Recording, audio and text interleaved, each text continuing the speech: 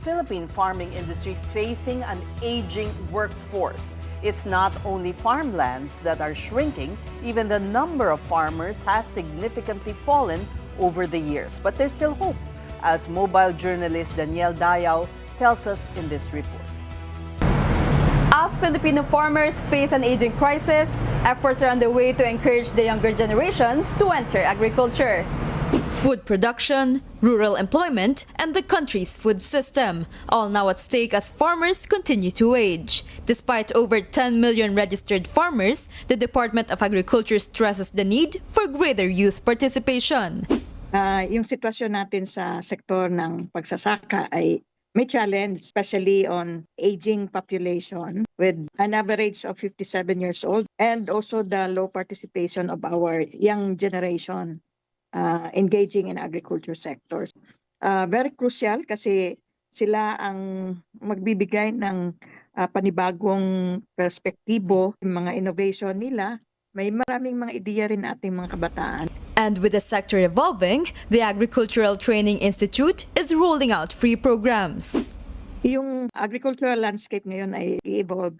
Meron naman tayong mga smart agriculture, integration of information technology, mga data-driven technologies, and as well as climate resiliencies. At marami pong programs, si ATI, for them to join and build a career in agriculture, particularly those who have innovative ideas to solve concerns in agriculture. These programs include DG Agri-Haki, where students develop solutions to real farming challenges, internship opportunities abroad, offering hands-on training in modern agriculture, alongside e-courses and support for youth groups like 4-H clubs. And for some young Filipinos, the shift is already happening. I mean, any agriculture-related programs are very sulit. Talaga worth it. Ang daming fieldworks at talaga masasabi ko na buhay ang college life ninyo kapag tinake ninyo ang agri-related programs.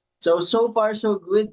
Sobrang nag-enjoy ako. First sem pa lang nung last year. Talagang kahit mahirap, may mga scientific names na kailangan naming aralin. Talagang nag-enjoy Panood ko ako. po yung pagtatanim ng lettuce. Start po ako magtanim sa 16 cups of lettuce lamang. Trinay ko po siyang i-post sa online. Hindi ko po lubos akalain na marami pong bibili kapag pundar po tayo ng sariling greenhouse at nakakapag-harvest na po tayo ng 400 cups of lettuce per month. In the end, experts say agriculture today is no longer just traditional farming. Pag sinabi mo kasing agrikultura or agriculture sa kanila, madalas na ikakabit nila ito sa word na kahirapan, ay ito yung mga community na hindi sapat yung kita. Dito sa agriculture, hindi lang sila magiging magsasaka, kundi magiging mga agripreneurs na rin sila. Agriculture is very adventurous. It is not just a boring na magtatanim ka lang yan tapos na, no.